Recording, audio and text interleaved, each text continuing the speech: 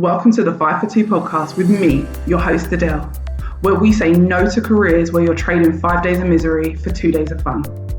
A place we discuss all things career, confidence, and money moves. I want to motivate, teach, and empower ambitious women to achieve more, earn more, feel more confident, and enjoy the work they do. It's all about believing you can have everything you want in your career and then going and getting it. So if you're ready, let's get into it.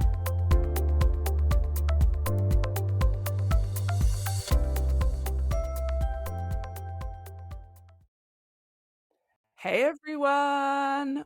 Welcome to a new episode, and this is going to be a good one because I've got a guest with me, and we're going to be talking about the thing that a lot of you are always worried about, which is when is it time to leave your job?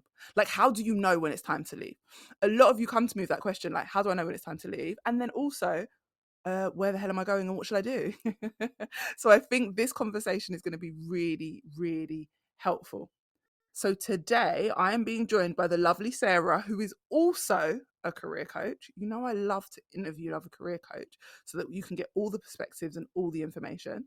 Sarah is an accredited career and business coach. She helps women stuck, lost, or unfulfilled in their careers discover a purpose-filled career or business that makes them happy and excited to go to work on a Monday. So we're talking careers, career changes, career shifts, and also businesses that Sarah helps with. So hello, Sarah. Welcome. Yes, thanks so much for the intro. Very succinct and to the point about kind of what I do. And similarly to you, it is that career change. It's helping people to establish their own career that works for them rather than them working for their career. So a bit about my journey is I studied psychology at up in Leeds, and then I fell into a role that it was working with the British military rehabilitation program. And I did that as a freelancer. I worked with Brewdog doing leadership for about 3 years. I kind of just fell into that role, as a lot of people do. I played sports with a girl who knew my background and was like, oh, you'd be great at this. Why don't you go and go and have a chat and get started? Did that for about 3 years before a stint of traveling. And then from there, not really knowing what where my skill set was, I then landed a job in London and moved down to London and worked next to the Shard for a charity. And I was there for about 2 or 3 years, somewhat through the pandemic, all the furlough, redundancies, had all of that joy to contend with. And then whilst I was doing that, I knew that it wasn't what I wanted to do forever. So I spent a couple of years living in the city, and on paper, my job was everything I should have wanted it to be, and it aligned with my studies. But I just felt like I couldn't do it for another 30, 40 years, even though I couldn't necessarily put my finger on what it was that I didn't want. And then I very suddenly lost my best friend about 5 or 6 years ago. And it really just made me realize that cliche saying of life is too short. And as cliche as it is, it very much actually was a catalyst for me to actually just say, I can't just sit any longer in this, I was comfortable, but I wasn't happy. And that was when I actually formally decided to retrain as a coach, having done a lot of work with coaches and the British military rehab program, background in psychology. I kind of knew it was what I wanted to do, but I had no idea how to get there, what to do, what it looked like. There was so much uncertainty, that self-doubt that all played a big part.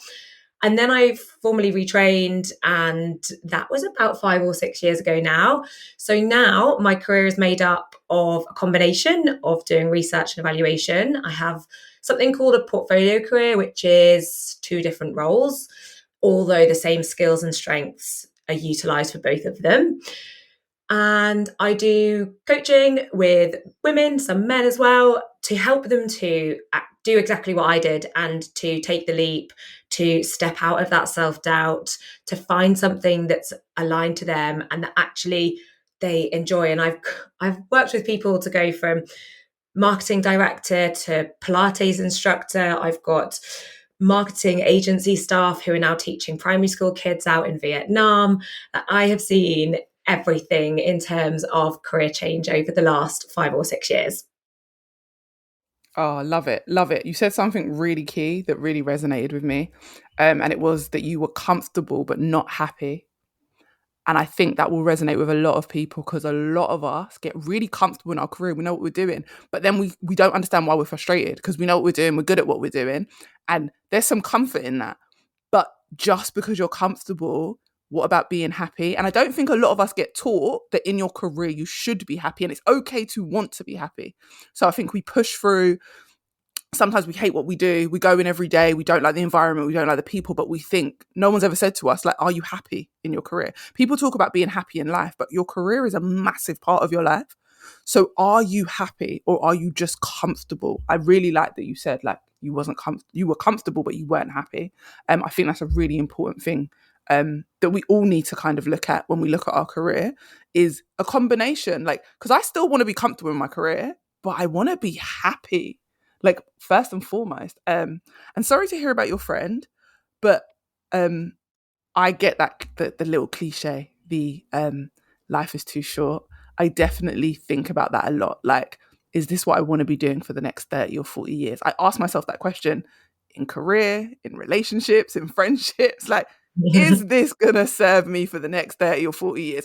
Do I want to feel like this for 30 or 40 years? And if the answer is no, then I think that's when you need to sort of reevaluate.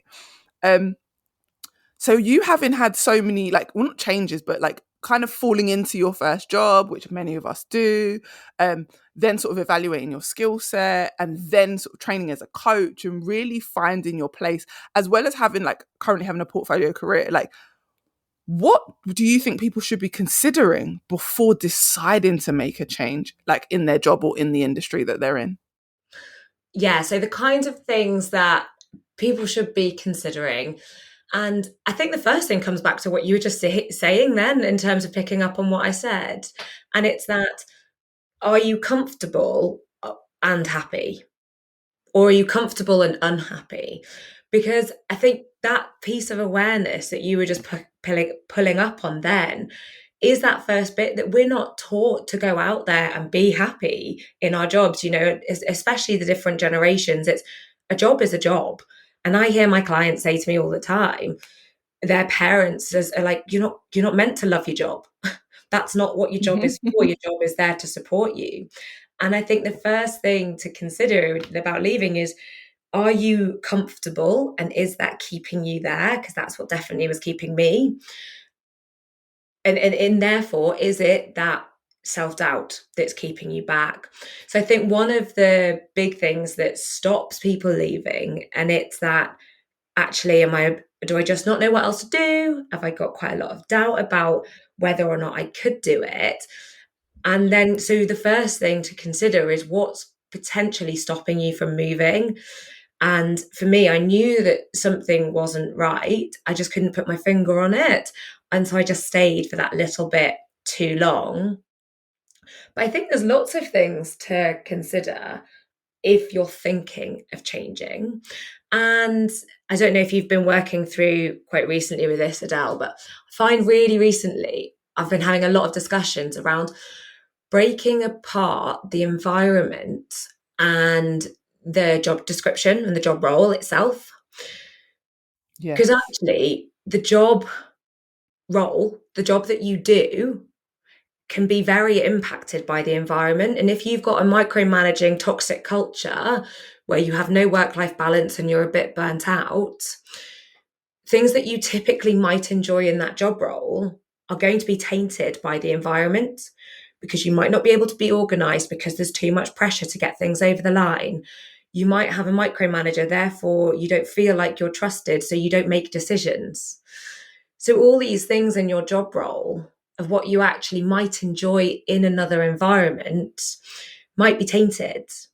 So something to consider, and this is one of the first things I get all of my clients to do, whether it's one-to-one coaching or the online course, and it's actually consider breaking down the environment and the job role, and then using that awareness of the two being different, being separate, actually look at what you enjoy. if you're considering leaving, how do you know what's going to bring you joy and happiness if you've never given it any time, thought, or consideration? And sometimes it's really hard to see what you do and don't enjoy, for sure. But the first thing is to break down the job role and the environment. And the part of the purpose of doing that, to then look at what you do and don't enjoy when you're considering leaving, is to then think about what you do and don't enjoy outside of your career and in other careers as well.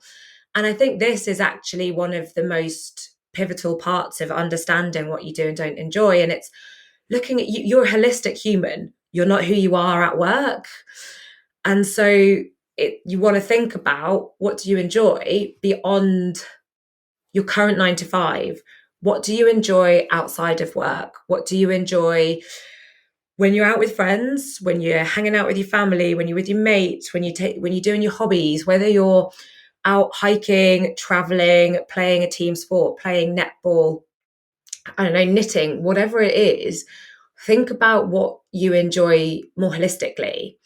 I had a really interesting client call once, and we were chatting away, and she was saying, she's like, "Oh, I don't like that at work." I think it was something to do with being organized or like driving decisions.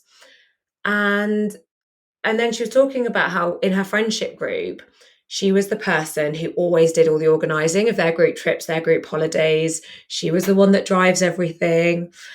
And I said, do you enjoy that when you're with your friends, when you're at home, when you feel comfortable? And she was like, yeah, actually, yeah, really do. And so together, what we realized was that in the work environment, she didn't enjoy it, but that was because the environment, not because of what she actually enjoyed. So what she did there is that breaking down the environment, breaking down the job role, and then looking at what she enjoys, and then looking at that in different layers. So thinking about the fact that she liked doing things with her friends, but it just wasn't, she wasn't in the right conducive environment for her to flourish. So it tainted it, and she thought that she didn't like being organized because she didn't feel like she was good at it. But that was just an environmental thing. I So those love are a that. couple of things. Oh, sorry. Yeah, those are a couple of things to do to start with. No, I really do love that. And I remember we kind of had a conversation about this when we first ever spoke. Job and industry, I think that's really important. Like for me, one of my third or fourth recruitment roles was horrendous because of the environment. And had that been my first job, I would have thought I didn't enjoy recruitment. And I think that's where, like what you were saying, like this person that you spoke to, she thought she wasn't good at organizing and she didn't like it. But when she looked at her personal life, she's great at it. But actually, she was probably in a poor environment, maybe with a poor boss or just not the right environment. And sometimes people mix up wanting to change industry. And I see that a lot. Versus actually, you just need to change office, you just need to change environment. For me, that was definitely the case. Like I said, if that had been my first taste of recruitment, I definitely would have hated recruitment. I absolutely adore recruitment. It's definitely where I'm supposed to be. It's definitely like my area of expertise, human resources and recruitment, definitely where I'm meant to be. However, like I said, that third or fourth role that I had, horrendous. And had that been my first role, I would have thought, because I had a micromanaging boss, I had someone who would go in my emails and check my emails. It was really loud and shouty all the time in our office. People were always arguing. It was a lot of backstabbing. And I remember thinking, if I was new to recruitment, I would think this is what recruitment is about. And I would say that I want to change industry when actually it's the environment. So I like that you get your clients to look at, like, is it the environment or is it actually that you don't enjoy what you do? Because what you do and where you are two very different things. And I don't think people talk about that enough. Like they don't talk about that split. So I really agree with you when you talk about that split and how we've got to be able to look at and break down whether it's where we're at or it's what we do. Yeah, I love it. And interestingly, when you're talking about that in recruitment, it's sometimes it's the amount of different roles you've been in as well can Mhm. help you really see the differences and what's actually important to you. And like you, I actually have stayed. One of my parts of the portfolio career I have is still in a very similar field that I've been in for that kind of long period of time, about 10 plus years now. But I changed the environment that I was in. And it doesn't need to necessarily, I think you raised some really good points. It's sometimes it's the little things like you wouldn't necessarily think of that would impact you, like having a shouty environment. And those kinds of things have a real big impact, whether it aligns to you or not. I mean, the someone checking your emails, that's obviously kind of toxic workplace. But sometimes it doesn't actually have to be toxic. Sometimes it's just recognizing that that environment doesn't fit you. For me, I moved out. One of the core catalysts for me moving wasn't because I hated the job itself. It was because I didn't feel enough of a connection to the cause I was working towards. I felt too far removed from the impact I was having, and I didn't have enough freedom. I wanted location freedom. I wanted to work from anywhere in the world, and for me, I actually preferred a smaller team. It can be really small, like what seem quite minor parts of the environment, but if they don't align to you, that's okay. And you can change them. And I've probably done the same role in about 4 different environments. Some I wasn't happy in, others I've really flourished and thrived in. And that's because I've made sure that the environment aligns to my values and to what's important to me. So sometimes I think, picking up on your point, is it's having that environment, being aware of it, and also accepting that that environment might not be the right fit for you.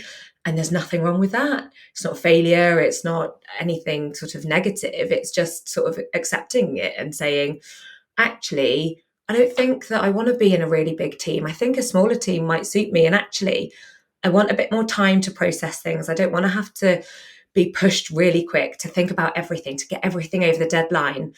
That's okay if that doesn't fit you. Just so it'll fit someone else, but it just doesn't fit you. Yeah, and I definitely think that's really important, like knowing what doesn't fit you and not beating yourself up about it. And also knowing, just because you said that, it made me think, also knowing what season of life you're in.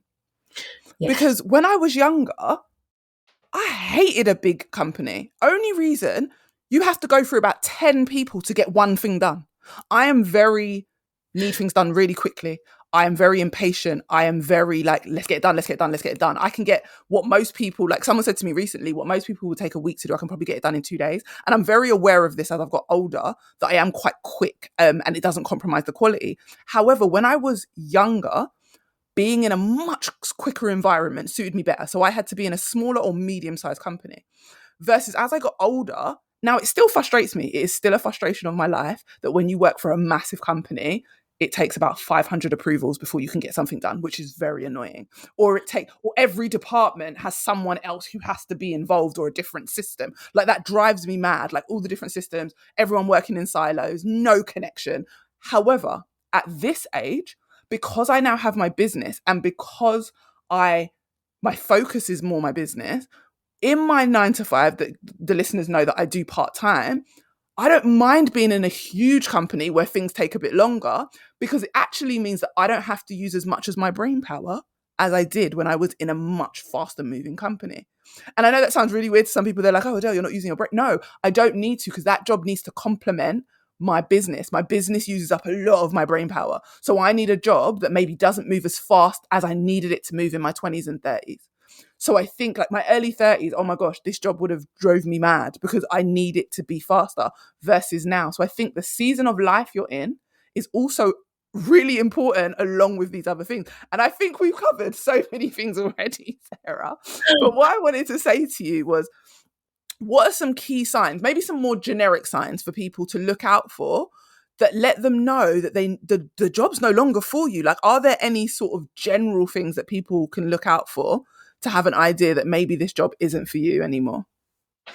Yes. So some of the signs, and I just want, before I move on to the signs, just want to pull back on what you said, is Mhm. the season of life is so important.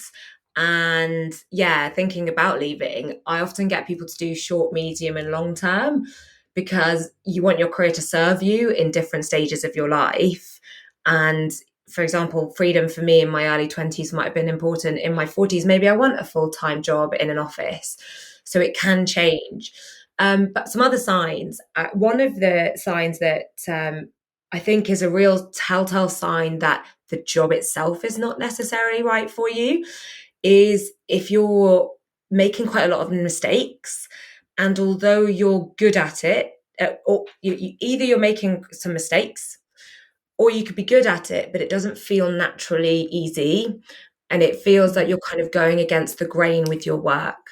So if you're making kind of mistakes in like whether it's sending emails and you're noticing mistakes and it's not due to the amount of pressure, or maybe the amount of pressure is also a sign that that job is not for you. But making mistakes is one. Feeling like you're going against the grain is another. That comes back to often you can learn to be good at something, but it doesn't necessarily mean it's one of your natural core strengths. And so it's not necessarily going to be the right job for you. And if it really challenges you all the time and not necessarily in a positive way. Another classic that, I mean, as a career coach, I'm always banging on about, and I'm sure you are as well, is that Sunday dread. You know, trusting your gut and trusting your instincts that this job is not the right one. And if you've had, and the thing that I always sort of say to people here is think about how long you've been having that. Because life ebbs and flows. Sometimes you're going to have rough patches at work, and it's okay to have a bit of that dread on a Sunday, even on a Monday morning when you're kind of like, oh, back to the grind, back to work. I know I've got a really tough week. It's okay to have some Sunday dread every now and again. The main thing to really think about when you want to think about when is it time to leave is how long have you had that Sunday dread for? Because if you've had it for 12 months, if you've had it for 18 months on a regular basis, and I'm talking a couple of times a month, if you're spending 50% of your Sundays in a year not wanting to go to work, that is probably a key sign that you need to start taking some form of action. So those are a couple. And then Love that. one final one that I think is for those people that have probably recognized that they might want to leave and they've already done everything that's within their control.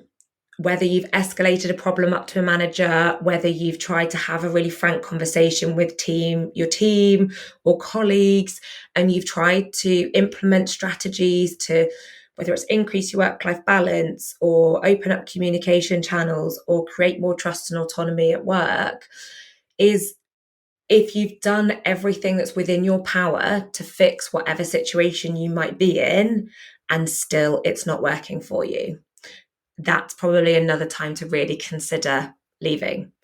So we've got that kind of, you've changed everything that you can change that's within your control, that last piece I just talked about. Then you've got the Sunday dread. How long have you been feeling that feeling? Going by your gut instinct. And then that feeling like you're going against the grain, that piece where work feels difficult when you've done other jobs that haven't felt so difficult, and maybe that's resulting in quite a lot of mistakes, or maybe it's resulting in you being just exhausted because you're challenged in a way that isn't necessarily aligned to the way that you want to be challenged. Oh, I love those. I love all of those. And I can literally, when I was changing career, see myself in every single one of the things that you mentioned, like going against the grain, like being good at something because I'd learned to be really good at it. So everyone came to me for it, but I hated it. I was just really good at it, but I hated it. It went against my natural strengths and the natural things that my brain likes to do. So definitely resonated with that. Sunday dread, absolutely. One thing I want to say about Sunday dread though, I want to remind everyone, because if you're anything like me, I don't like getting up to go to work. That's just sheer laziness. However, work is not optional for me. So I always pay attention to, is it just that I can't be bothered to get up because I'm being lazy? Or is it actually, oh my gosh, I hate this job and I don't want to get up for this specific job? Because I do think they're two different feelings. Because I would probably say nearly every Sunday I had Sunday dread just because I like not being at work.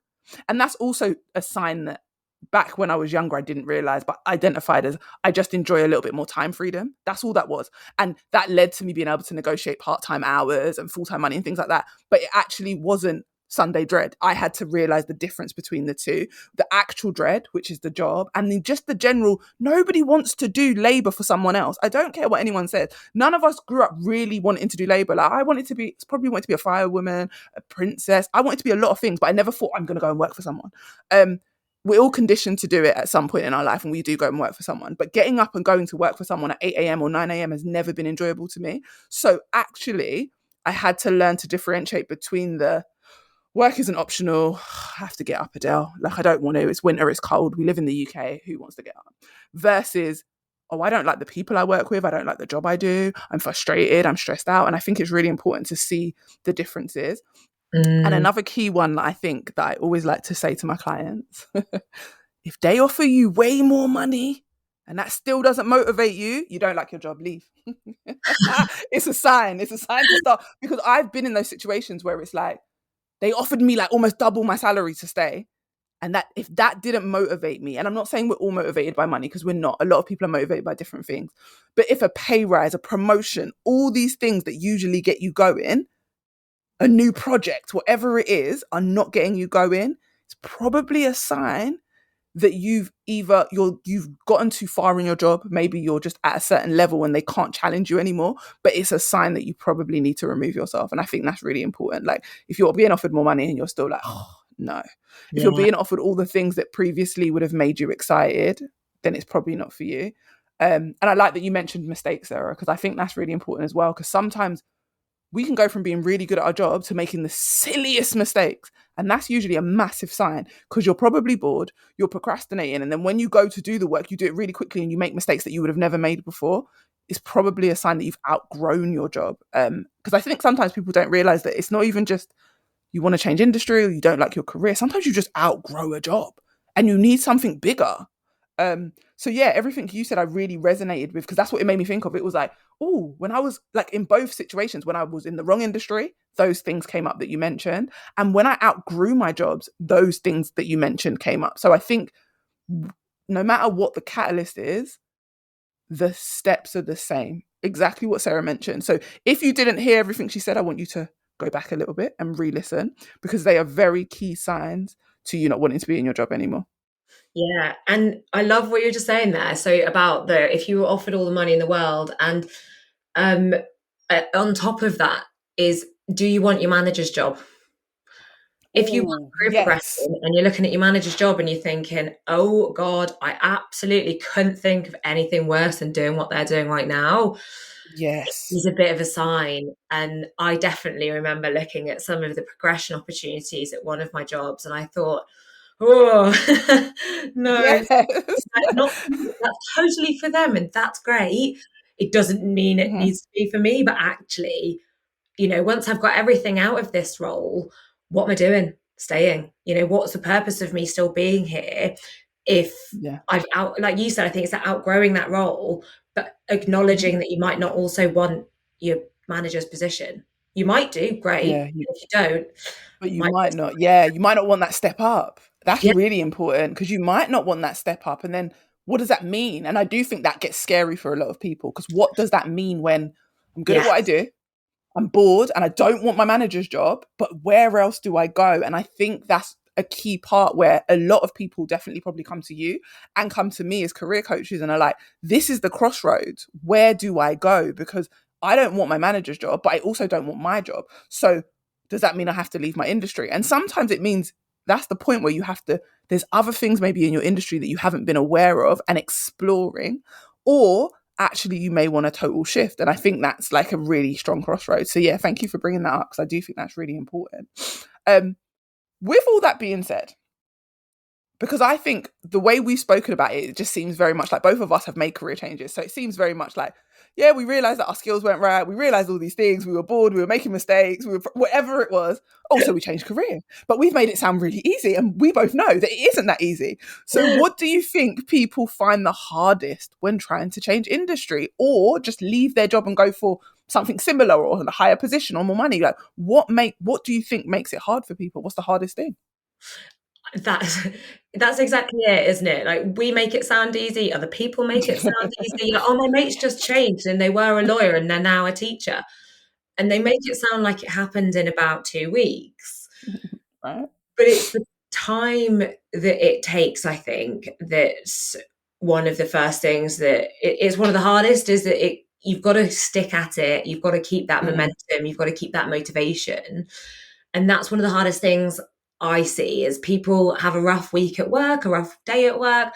So they go tap, tap, tap, LinkedIn, let's have a look at some jobs. It's what we're taught, right? It's kind of what we're taught Yeah. at school. And it feels like we're doing something. But then that motivation and that consistency then doesn't stay. And it's like, you need to know the process as well to change careers, which obviously what we help people with in terms of that structure. But I see one of the hardest things is that maintenance of the process, of sticking to it, because it's a hard process, because it takes a long time, because you've got to do a lot of self-reflection and a lot of work to kind of get there. But one of the hardest things that I think I see, and that I definitely felt myself, is that belief that that you deserve it in yourself. So the amount of times that I'll go through that idea generation phase with a client and I'll say, so what could you do? And we'll start the brainstorming side of things. There's other ways to look at other careers, but this is part of it. And the reason I'm saying this is because they'll set, and it's kind of, I precurse the session with, this is blue sky thinking. All right, let's go for anything at this stage. And there's lots of coaching questions that we go through. And the amount of times someone will say, well, I've thought about being a lawyer, but, and then they'll list off reasons why they couldn't do it. Well, I've thought about going into the fire service, but the pay's just not good enough. Or I've thought about going into theatre, but it's just really competitive and the market's really bad. And I've thought about being an electrician, but it'd be take 4 years to train, so I just wouldn't do that. And your brain is already discounting everything that you could potentially do because of assumptions that you've got about it. But the underlying cause of a lot of that can be self-belief. If you look at a job description and you think, oh, I just couldn't do that, I couldn't even do half of that, so well, I'm just not going to bother applying. So it stops us, that belief in ourselves stops us, and is one of the hardest things, because it comes up at so many different stages of the career change as well. Whether you're looking at a job description, whether you're thinking about different careers, whether you're looking at your own strengths. The amount of people that don't know their own strengths and find it so uncomfortable to even realize, like, to think what they are and to see them as transferable. It's that belief in yourself, belief that you can, and being open-minded about things that are uncertain as well. So self-belief and uncertainty, that's what I was saying earlier about, I was comfortable but unhappy. Often we choose comfort over uncertainty. Our brains aren't wired to enjoy uncertainty. We like the sort of steadiness, and it keeps us safe, historically, from an evolutionary perspective. So that's where the self-doubt also plays in, is we don't want to step too far out of our comfort zone because we don't know what that looks like. And so there's that self-doubt and uncertainty that are individual but really feed into each other as well. Like, that uncertainty probably causes some of that self-doubt. Some of that self-doubt probably doesn't allow us to even become certain about different ideas because we're too busy discounting them before we've even got to the research phase. And that's one of the things I do that I really love, is that when I said what I do when I'm working with a client, as I say, just want you to see this as the research phase. Don't think of it as your forever career. Just think of it as doing research. And that helps us to not get too scared by the prospect of, if I research this job, I'm going to have to do it for the next 40 years. It's just saying, oh, actually, I'm just going to research this. I'm just going to explore this idea. And that can really help so much with the self-doubt and that uncertainty, which for me are just the two kind of the biggest pieces of that, alongside not knowing what to do in terms of the structure. But those two are kind of the big things that stop people from doing a lot of this work. Definitely. No, I feel like everything you just said is like the key, especially the doubt, the lack of self-belief, the not thinking you can like do something, or that it's going to take years and years and years and years. So you've already convinced yourself of something that maybe isn't necessarily true. But it is also the way of keeping yourself safe and keeping yourself comfortable, and eliminating some of that chaos that I think we feel when we change. As we get older, I feel like change sometimes feels like chaos. Yes. It feels like you're making a mess of everything in your life, Yeah. versus actually it just is that it's something different and you're having to learn. And we struggle, I think, because we learn so much when we're young. Ride a bike, drive a car, like we learn so much early in life that as we get older, we forget that we don't utilize that muscle as much. So Mm, when we have to do something different, I feel like it really does push the self-doubt, because it very much is a muscle that we haven't used. As kids, you notice that little kids do not doubt themselves when they have to get up and walk and they fall on their ass 30 times and they still have to get up and walk. They don't say like, oh, this is going to take me 10 years, I'm not going to bother. Because we exercise that muscle. It's just a muscle we exercise, like learning to ride a bike. Like, don't get me wrong, I know kids that fall off the bike and don't want to get back on the bike, but we do in general as we grow up. We're learning so many things, learning maths, learning English, learning science, and we're learning it from scratch. So we do exercise a muscle that as we get older, we don't necessarily ever have to learn things from scratch again. We just have to get better at them. So we're usually mastering things. So it's a different idea, I think, in our brain, because we know the basics, like we know the basics in our career. Even if we go to another office or another place, we know how to do basic stuff. We just got to learn the way they do it. But it's not learning something from scratch. So I think that when we change jobs altogether or change industries, I agree with you, that self-doubt, I feel like it does beat you up. But I also feel like we have to look at it from the place of, we haven't exercised this muscle in mm. many, many, many, many, many, many, many years. Like, let's all think back to when we just learned to drive. Like, anyone who drives and is listening to this, like, I remember learning to drive. I remember thinking, I'm never going to be able to do this ever in my life.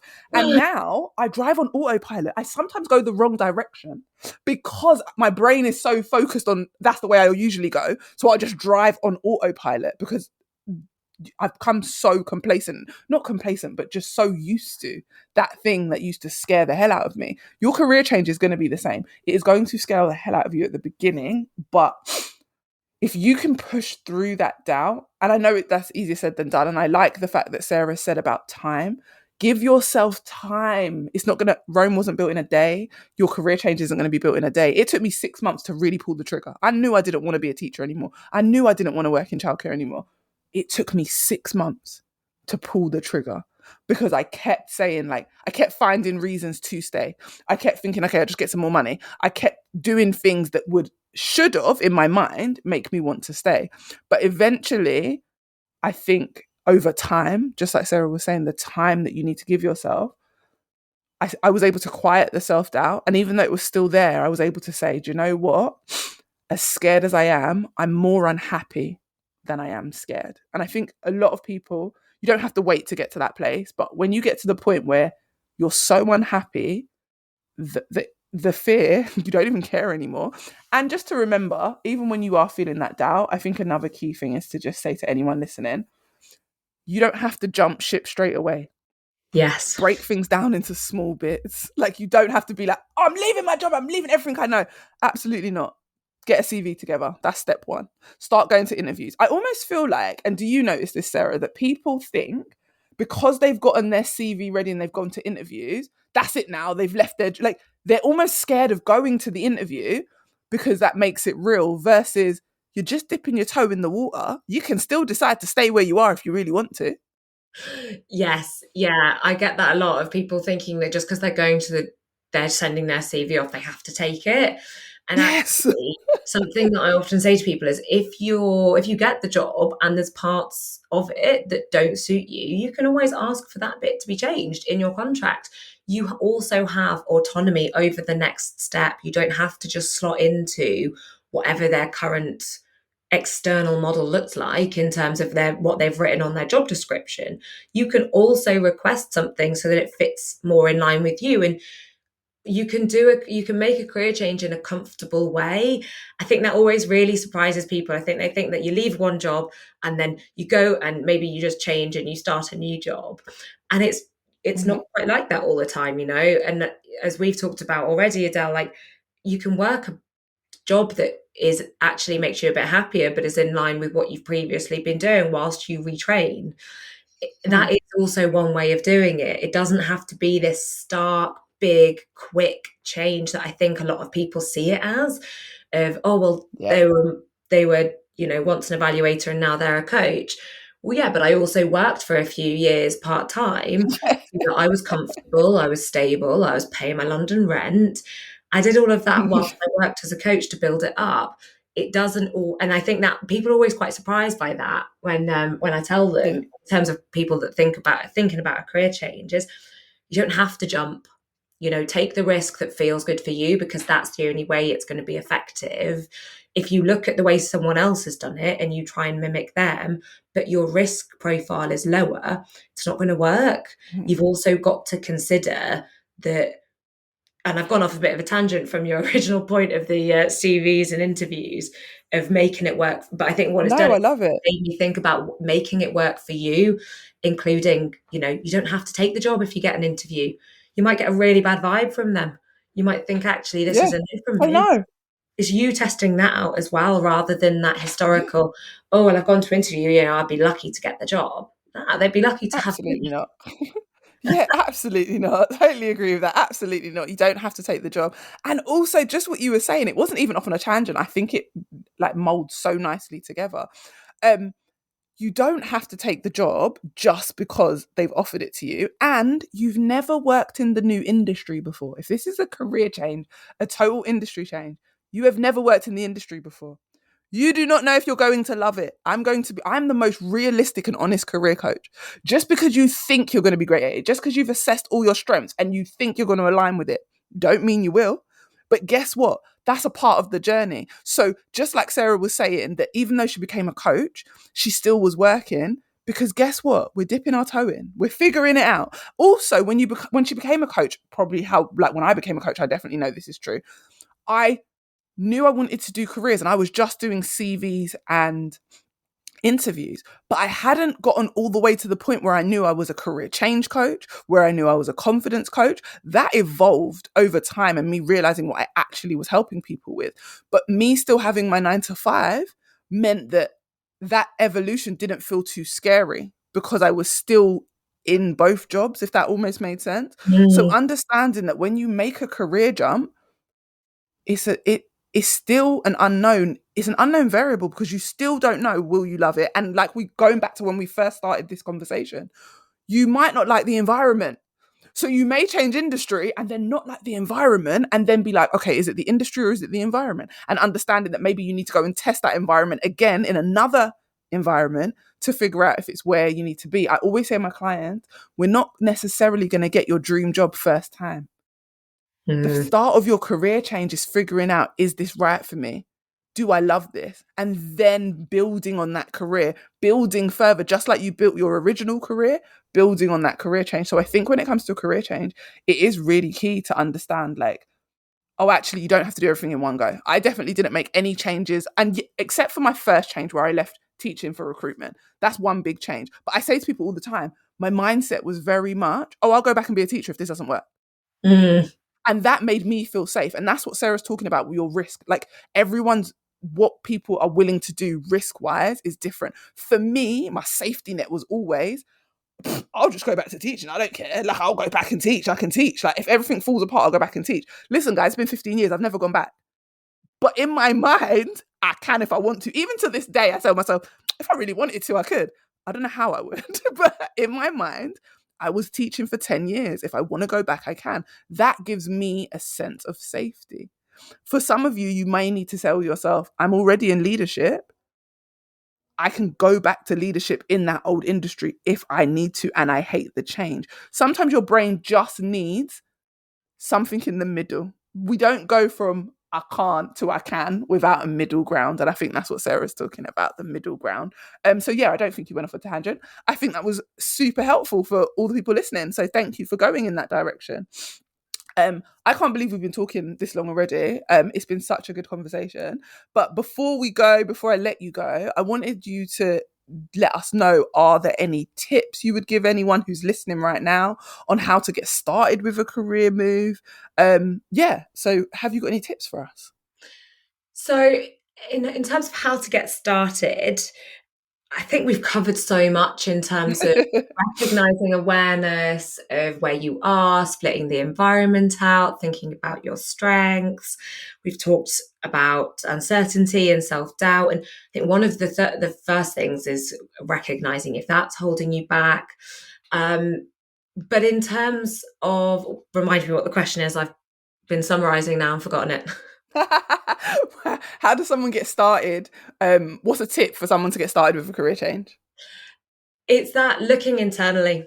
It's the bit that I think we miss when we just jump into the looking externally at what other jobs there are. How do you know if something's going to be a good fit unless you know what the fit is? If you don't know what you enjoy and you don't know what you don't enjoy and you don't know what your strengths are and you don't know what your values are, it's really hard to see if something will align to that and bring you joy if you don't know what joy looks like for you. So I think it's often the piece that we miss because we want to look at different jobs, what else is out there. But actually, the first step is to look internally. And then another tip that's a bit broader in terms of it's not just getting started, it's for anyone who's even, thinking about it, discussing it, has started it, is kind of coming towards the end of their career change, is be mindful of who you spend your time with. Be mindful of what other people are saying to you. How do you feel inspired by other people? Do they make you feel like this is completely possible, or do they make you feel like it's a bit of a risk and maybe you should stay where you are? And just be really mindful whilst you're doing all of those things of looking at the career change as a bigger piece of work, is just also be really mindful of who you're spending your time with, who you're sharing this journey with, because some people will get it and some people might not. That's okay. That's for you to manage and recognize and act accordingly. Love it. Love it, love it, love it. Thank you. I think those tips are so important. Be around the right people because, yes, people in your ear can delay the process. I agree with that. I've had that experience.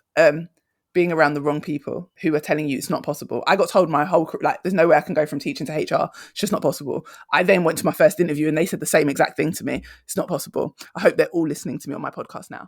Um, but yeah, I think that's really important. So yeah, thank you for sharing that. Sarah, this has been such an amazing conversation. Thank you for joining me. I knew it was going to be a good conversation. And thank you for sharing like all your wisdom on how to recognize when people are ready to change, what to recognize, what's probably going to come up for people. Can you share with the listeners where they can connect with you, how they can work with you, all of that good stuff? Yeah, thanks as well so much for having me. It's been so refreshing to just have all this chat about when is the right time to leave. So there's a couple of ways people can connect with me. I've got a website which is www.achievingambition.com. I'm on Instagram as same Achieving Ambition, and then I'm Sarah Burrows Coaching over on LinkedIn. So please do connect, send me a message, tell me that you've listened to the podcast. And for anyone that is interested in working with me, I have one-to-one coaching, which is sort of fortnightly coaching sessions. And I also have an online course where you can do it in your own time. And there's group coaching that goes with it. And it is essentially taking anyone who feels stuck, lost, has seen a lot of the signs that we've talked about today are really resonating with them. And you just feel like now is the time to take control and make the change in a way that feels good for you, in a way that works for you to be in a role that brings you joy. Thank you again, Adele, for such a refreshing and honest and inspiring conversation. Oh, thank you so much for coming, being on with me, speaking to the listeners. Thank you for this amazing idea for this episode, because I think it's going to be so helpful, especially for people starting their journey for this new year in 2025. Because although we are recording in 2024, this episode, guys, you're going to be listening. I know it's already 2025. I also wanted to say that all Sarah's links will be in the show notes. So, guys, you know I always put guests' information in the show notes. So just scroll down in the show notes and you'll see all Sarah's links if you want to go and work with her.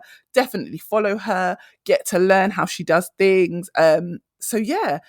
I think this was such a positive episode. I hope this has helped someone. If you're listening and you think this might help someone you know, make sure you share it.